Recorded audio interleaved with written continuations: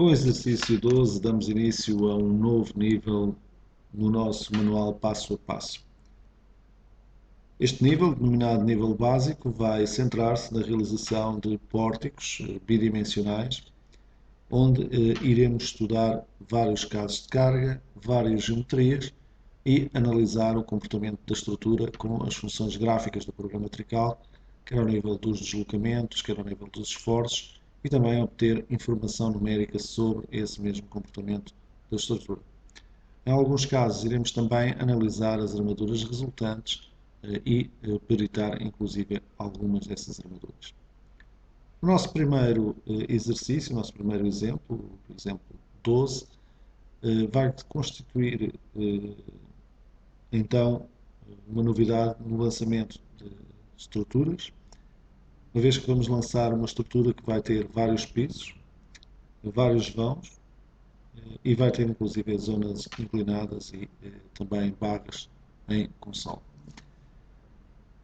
O enunciado podem não encontrar em PDF para descarga no site da Artec e também como uma imagem no início deste vídeo. Vamos então começar por criar o nosso fecheiro. Vamos lhe chamar exemplo _12. Vamos trabalhar com as coordenadas em milímetros e, como habitual, vamos colocar os computadores de todos com as mesmas opções e, portanto, vamos aqui às opções por defeito. Seguidamente, também como temos feito nos exercícios anteriores, vamos ativar algumas das funções que são importantes para nós enquanto engenheiros para perceber melhor o modelo que estamos a fazer e, portanto, vamos a geometria nó ativar o desenhar número, clicando na tecla F2, carregando na tecla F2 ou clicando na função respectiva. Vamos a geometria barra ativar o desenhar número. Vamos a ações ativar o desenhar ações. Vamos a secções ativar o desenhar o nome da secção e ativar também o desenhar o corte da secção no nó inicial da barra.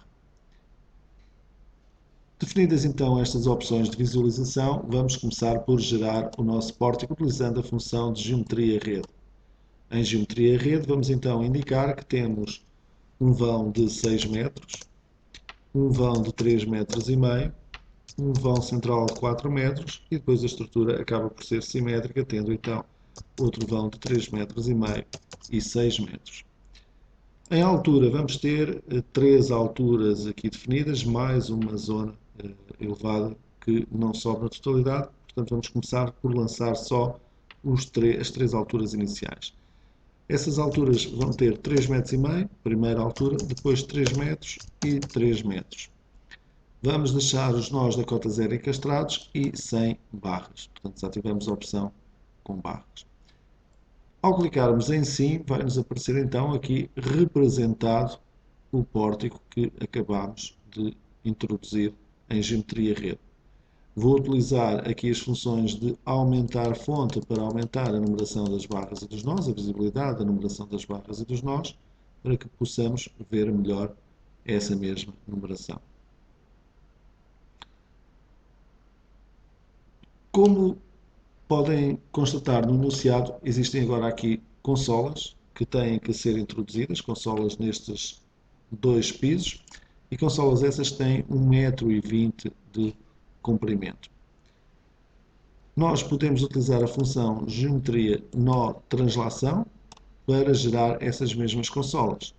Trata-se de uma translação em x de 1,20 m, em que eu quero copiar os nós, ou seja, estes nós mantêm-se aqui, e eu vou criar novos nós a 1,20 m. E quando fizer a translação do nó, quero criar a barra. E, portanto, vou ativar o criar barras. O copiar barras eu não vou ativar porque não me interessa levar o pilar que está entre o nó 18 e o nó 12. Copiar ações e copiar secções neste momento é indiferente, uma vez que não temos ainda nenhum carregamento ou secção atribuída. Vou então clicar em translação e abrir uma janela com o botão direito do rato, selecionando o nó 18 e 12, os nós onde eu quero introduzir as consolas. Como eu não ativei o copiar barras, a barra 32 não vai aparecer nos novos nós. Aqui está. Translação de 1,20 m com criação de barra, translação de 1,20 m com criação de barra, e a barra 32 não foi copiada para esta extremidade. Para fazer as consolas do outro lado, utilizamos exatamente o mesmo sistema, apenas mudamos o sentido da translação, em X 1,20 m para trás. E, portanto, clicamos no botão de translação, abrimos uma janela com o botão direito do rato e aqui temos as nossas consolas introduzidas. Seguidamente temos uma zona central que vai subir de 3 metros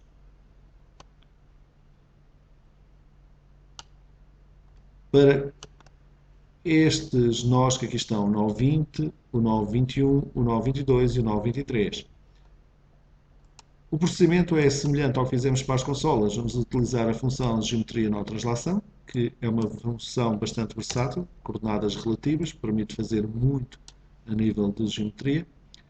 E, portanto, vamos indicar aqui que a translação desta vez é para ser em Y, 3 metros para cima. E neste caso já me interessa levar a barra 12, 13 e 14, portanto as vigas, para o piso superior. Portanto vou ativar também o copiar barras. Clico então no botão translação e mais uma vez abro uma janela com o botão direito do rato, selecionando os nós 20, 21, 22 e 23. E portanto aqui temos 3 metros, um piso adicional na zona central. No enunciado, no entanto, o nó 29 está 1,5 m para baixo e o nó 32 está também 1,5 m para baixo, criando aqui duas zonas inclinadas. Para fazer essa situação, nós podemos utilizar mais uma vez a função de geometria nó translação. Reparem que a função é extremamente versátil e, portanto, eu agora vou pedir para baixar em Y de 1,5 m o nó 29 e o nó 32. E desta vez eu não quero copiar, portanto, não quero criar um novo nó ali, quero deslocar os nós para baixo. E, portanto, desativo a função de cópia para que seja o deslocamento dos nós. Clico no botão de translação, abro uma janela com o botão direito do rato sobre o nó 29 e aí está a translação, o deslocamento para baixo. E o mesmo com o nó 32. Okay?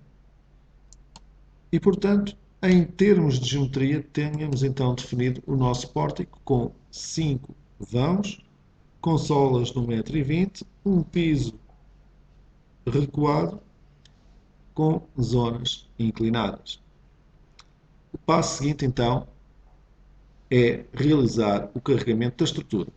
Para o carregamento deste pórtico, nós vamos utilizar cargas contínuas verticais, horizontais, cargas descontínuas também a atuarem de baixo para cima, no caso particular. Vamos ter cargas contínuas corridas em todos os pisos também e vamos ter uma carga triangular aplicada também num pilar. A introdução de ações realiza-se então com a função ações definir. Vamos então começar por definir a ação pontual que existe no topo do nosso pórtico, a meio da barra que aqui está, barra 43. Vamos então escolher aqui a hipótese de carga pontual, carregar no botão que nos permite definir as propriedades dessa mesma carga pontual e colocar aqui o valor de 15 kN, indicar que a distância ao nó de menor numeração é de 2 metros, a barra tem 4 metros de comprimento, portanto para cair a meio do seu comprimento teremos 2 metros de distância ao nó de menor numeração. O vetor de atuação da carga é segundo o y menos, portanto uma carga gravítica atuando no eixo y para baixo, no sentido para baixo, e uma carga permanente. Clicamos então no botão introduzir e na viga para termos ali a representação então da carga que acabámos de introduzir. Para que seja mais visível a representação das cargas, nós podemos vir aqui às escalas de representação e indicar que as ações pontuais são para ser multiplicadas por 5, ou seja, passar a ser 5 cm por kN. e, portanto, assim teremos uma melhor visualização da carga que foi atribuída. Temos também a aplicação de uma carga horizontal no nó, nomeadamente no nó 19 que aqui está, com valor também de 15 kN e atuando da esquerda para a direita. Mais uma vez, em ações definir, nós vamos escolher uma ação pontual em nós, definir as suas características através deste botão que aqui está, e portanto as suas características são o seu valor, 15 kN, o seu vetor de atuação, neste caso da esquerda para a direita, portanto segundo x mais, e uma carga do tipo permanente. E vamos introduzi-la então no nó 19, por exemplo, abrindo uma janela com o botão direito do rato sobre esse nó. Aqui está então a representação da carga horizontal. Temos também a aplicação de uma carga triangular sobre a barra 17. Carga triangular essa que terá no seu ponto de maior valor 10 kN e no seu ponto inicial 0 kN. Vamos então aqui às ações sobre barras, escolher a hipótese de carga triangular. Clicamos no botão que permite definir as características da carga triangular e vamos então introduzir essas características. O nó de menor numeração, valor da carga Q1, tem 10 kN. O nó de maior numeração, o nó 13, tem 0 kN. Portanto, cá temos a nossa carga triangular que vai desde os 10 kN até os 13 kN. O vetor de atuação é mais uma vez da esquerda para a direita, portanto, segundo x mais, e carga permanente. Vamos então introduzir a ação na barra 17, clicando com o botão esquerdo do rato sobre a barra 17. E aqui está a representação da carga triangular. Mais uma vez, se eu quiser reforçar a visualização da carga triangular, posso ir às escalas de representação e nas ações lineares subir aqui o valor também, por exemplo, para 5. Okay? Reparem que aumenta ali a representação dessa mesma carga. Ora bem, temos também, ao nível dos pisos, uma carga contínua de 10 kN por metro linear. Vamos então introduzir essa carga nos três pisos aqui representados. Vamos mais uma vez a ações definir. Vamos escolher a opção de carga contínua em barras. Definir o valor da carga, 10 kN por metro linear. O vetor de atuação, a carga gravítica e carga permanente. E vamos introduzir a carga em todas estas vigas. Portanto, abrir uma janela com o botão direito do rato para selecionar as vigas todas. E aqui está a carga introduzida. Em todas estas vigas. Okay? E também em todas estas vigas que aqui estão.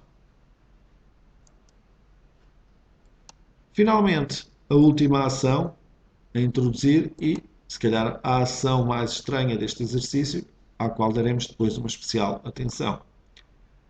É uma ação descontínua sobre barras, portanto, só carrega parcialmente a barra, não na sua totalidade, e vamos definir aqui as suas características. É uma carga que tem um valor alto, 100 kN por metro linear. É uma carga que está colocada a 2 metros do nó de menor numeração, que tem 2 metros de comprimento, okay? E que tem um vetor de atuação para cima.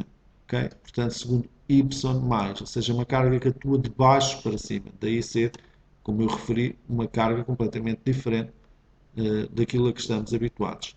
Vamos deixar também a hipótese de carga permanente e introduzir essa carga, essa ação, sobre a barra número 5. Vou aqui clicar e vejam aqui a representação da carga. Okay? Com a introdução desta carga, tínhamos então o nosso modelo definido em termos de carregamentos. Vou só, para a carga não ficar tão exagerada aqui na representação do pórtico, reduzir a representação das ações lineares para cerca de metade do valor Vamos aqui meter 3, ok? E termos uma situação de representação mais interessante para nós. O passo seguinte seria o pré-dimensionamento da estrutura. Trecalc tem a possibilidade de fazer pré-dimensionamentos automáticos em função das cargas e dos vãos, mas vamos utilizar nós um pré-dimensionamento manual em vez de utilizar o pré-dimensionamento automático do programa Trecalc. Para esse efeito, eu vou aqui a secções, definir secção e vou escolher as secções que quero introduzir. Segundo o enunciado, as secções dos pilares são todas de 30 por 40. Portanto, eu vou clicar aqui em procurar, vou à pasta do botão e escolho a secção de 30 por 40. Okay.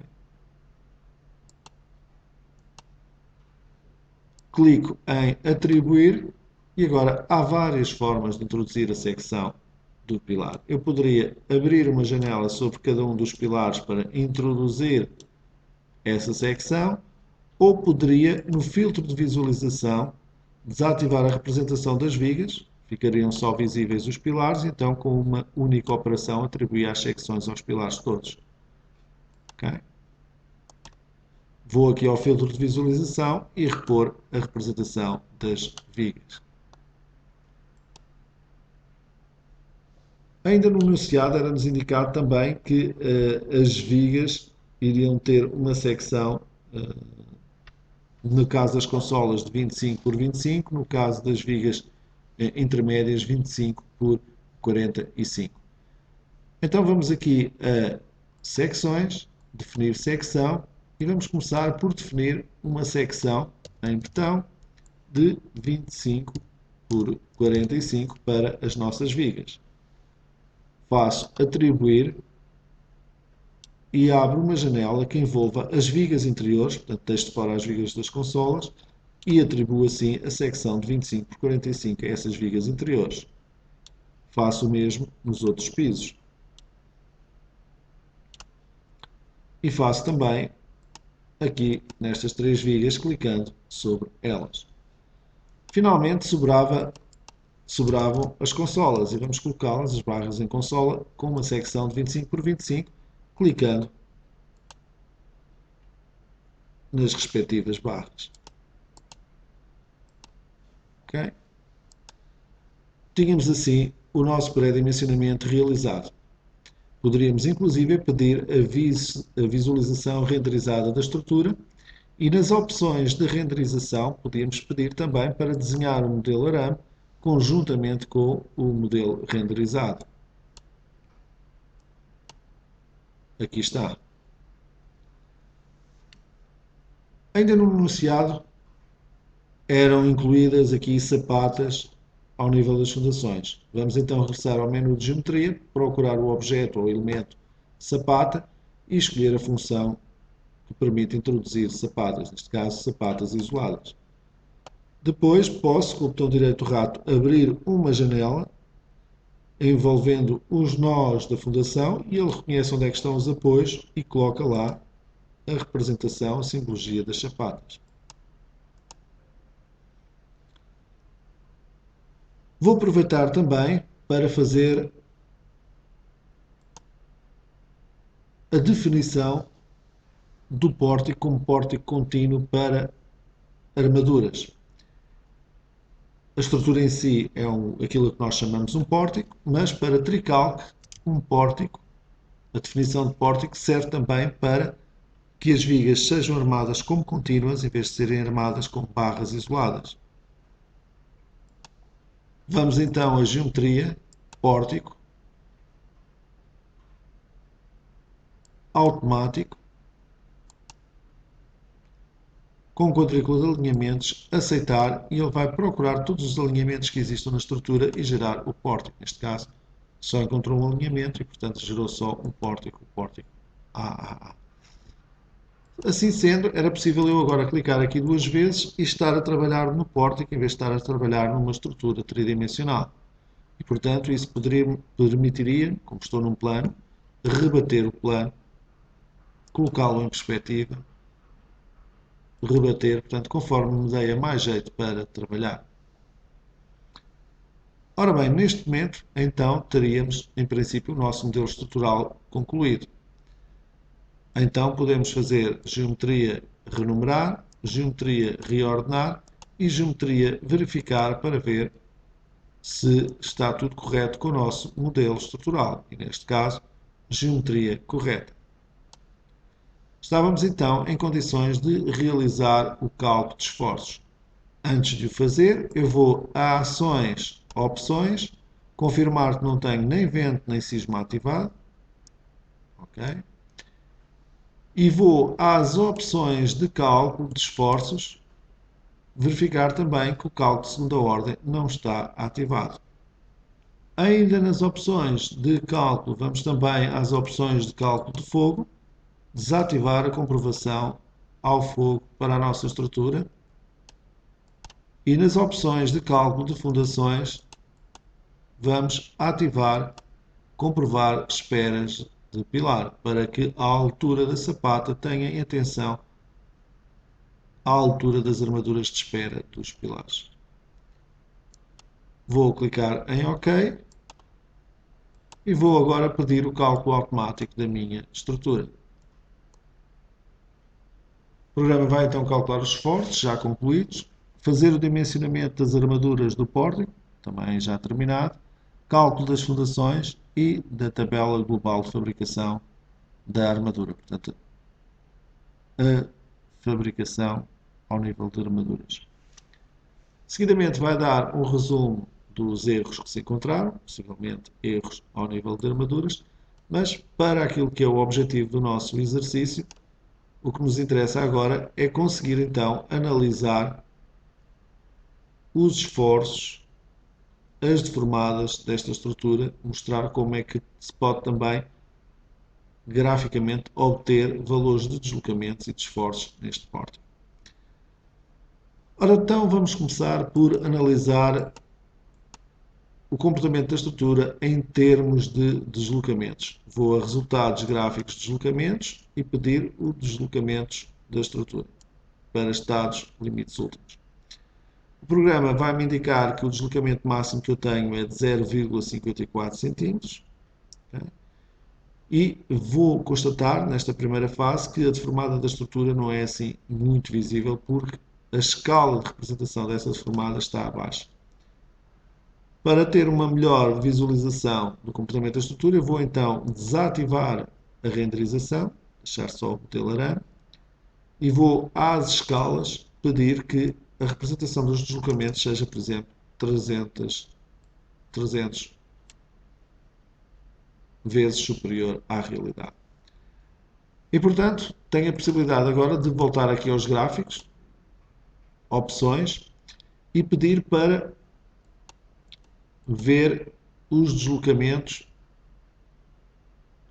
da estrutura, okay? Incluindo os valores máximos nos extremos das barras, assim desenhados. É possível também ver os deslocamentos e a estrutura ou só a deformada da estrutura. Mas vamos deixar ficar as opções como estão. Então, resultados gráficos, deslocamentos, estados limites últimos e, portanto, aqui tem a representação da deformada da estrutura. E é aqui que nós começamos a estudar a nossa estrutura. Ora bem, em termos de deslocamentos horizontais, a estrutura deforma-se da esquerda para a direita, o que é lógico, uma vez que nós temos uma carga pontual e uma carga triangular, que são as únicas cargas horizontais na estrutura e que atuam exatamente da esquerda para a direita. Portanto, daí termos esta deformada da esquerda para a direita, como estamos a ver. Podíamos, inclusive, pousando o rato sobre o nó da estrutura, obter os valores da sua deformada. Como é que isso se consegue? Vem-se aqui a ajudas, ao menu de ajudas, vamos aqui às preferências de ecrã, vamos às etiquetas emergentes, opções, e vamos pedir para ver os resultados dos deslocamentos. Vou clicar em aceitar. E agora reparem que se eu fizer o mesmo procedimento de há pouco sobre este nó, além da sua posição, eu vou ter informação dos seus deslocamentos. E reparem, tenho ali informação então do deslocamento de 0,098 cm em X 0,166 em X e no 923 a informação também do deslocamento de 0,212. Vou voltar a colocar aqui o gráfico de deslocamentos para se conferir essas situações. E, portanto, o deslocamento depois mantém-se ao longo do nosso pórtico, devido, portanto, a estas cargas horizontais. Também se nota algumas outras situações interessantes. Vejam a carga completamente diferente que nós colocamos aqui neste vão e o efeito que faz sobre a deformada da estrutura. Portanto, neste vão de 6 metros, a estrutura, em vez de deformar normalmente, que seria estar carregada e, portanto, ter uma deformada para baixo, tem exatamente uma deformada para cima. Também ao nível das consolas temos algumas informações interessantes. Por exemplo, aqui a deformada da consola, como tem um vão adjacente bastante grande, com 6 metros carregado, nós podemos confirmar ali que o deslocamento em Y é para levantar. Portanto, uma consola com 1,20 m com um vão de 6 metros carregado, a tendência que acontece aqui é exatamente para levantar esta barra. Se formos aqui fazer a verificação, vamos também obter essa, aqui já não tanto, porque temos depois aqui os efeitos das outras cargas e, portanto, aqui já é 0,03, já um deslocamento para baixo. Se formos aqui a este nó, temos ali também 0,015 para baixo e aqui, devido à deformada completamente diferente do vão adjacente, nós temos 0,216 cm para baixo neste nó. É o nó que desloca mais para baixo na nossa estrutura. Okay? Se quiséssemos, podíamos também pedir gráficos de esforços. E vamos aqui analisar, por exemplo, o gráfico de esforços de momentos fletores em Z. Eu tenho ativada a opção de representação dos valores e, portanto, aparecem-me aqui os valores todos dos gráficos. E vejam, por exemplo, algumas situações interessantes. Para já, o gráfico de momentos fletores aqui neste vão. Vejam que a carga que colocamos a atuar para cima anula o efeito da carga que atua para baixo e faz, inclusive, com que o momento seja ao contrário, de acordo com a deformada que vimos anteriormente. Mas vejam que os valores dos momentos neste vão central são de 12,4, 13,4, 12,7 para cargas distribuídas de 10 kN por metro linear. No entanto, cá em cima, nós não temos uma carga distribuída de 10 kN, temos só o peso próprio da viga, mas temos lá uma carga pontual que faz com que exista lá um momento de 14,4. Okay? Portanto, o efeito daquela carga bem visível aqui nesta representação do gráfico de momentos fletores em Z. Depois também a relação de momentos entre os vãos maiores e os vãos mais pequenos. Estamos a falar de 32, 5,5, 7, 6,3, 12,3, 7, 29,5, aqui já é efeito desta situação, portanto aqui vamos desconsiderar esta, vamos pensar só em 6,7, 6,9, 31, 32, portanto a relação de vãos a nível de momentos bastante similar para vãos do mesmo tamanho e depois em vãos mais pequenos, valores mais pequenos. E depois aqui evidentemente o caso particular da carga que atua de baixo para cima.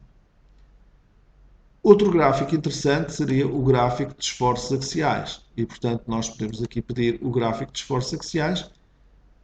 Vemos aqui então o andamento das cargas em termos de esforços axiais, mas como a visualização não é muito favorável, eu vou aumentar aqui nas escalas os esforços axiais para, vamos colocar 4 vezes superiores.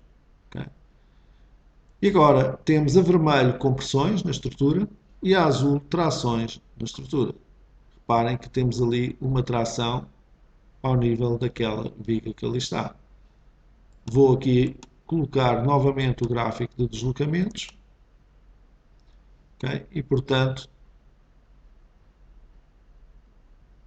esta situação que nós criámos aqui vai colocar um efeito de tração sobre aquela viga. Vamos pedir outra vez o gráfico de esforços axiais. Se nós quiséssemos saber os valores das cargas, temos aqui dos esforços axiais, temos aqui os valores indicados nas etiquetas, 220,6, 206,4, por aí fora.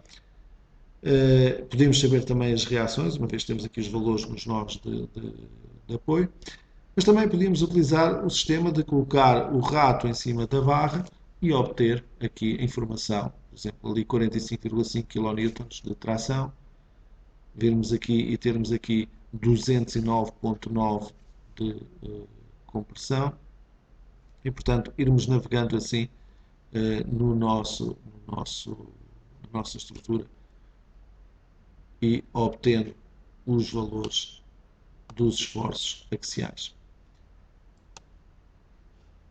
E, portanto, vejam como as funções do tricálculo para analisar estruturas são bastante interessantes, uma vez que nos permitem compreender quer a deformada da estrutura, quer o andamento dos gráficos de esforços, quer inclusive interativamente com o rato podermos ir conferindo os deslocamentos da estrutura e os esforços da estrutura em qualquer parte dessa mesma estrutura.